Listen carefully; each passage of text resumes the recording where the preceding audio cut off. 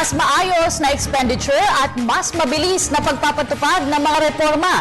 Ito umano ang mga positibong resulta na maidudulot. Samantala, upang mas matulungan ang ating mga kabataan sa kanilang pag-aaral, nagsanipuwersa.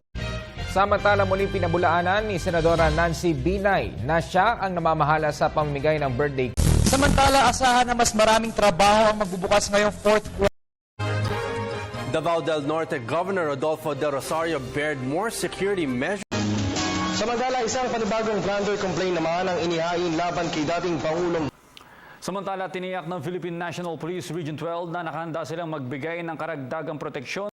The Department of Agriculture sees less rice importations this year. Government and MILF peace panels will meet again next week to continue resolving issues. Samantala, naging mabilis ang unang araw ng pagbibilang ng boto ng Kongreso. Nangunguna si incoming President Rodrigo Duterte. Mighty God, our Father, bless this wonderful nation. Protect us from physical and spiritual war, from fear and confusion, from separation and division. Be present to our leaders. Give them wisdom and courage, affection and compassion, as they ponder decisions affecting peace of its people. Make us more deeply aware of our beginnings, remembering not only our rights, but also our duties and responsibilities as a citizen.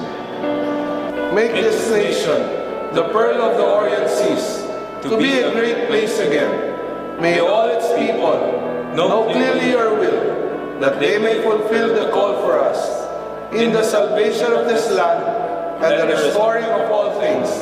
In the name of your Son, Jesus Christ, our Lord and Savior.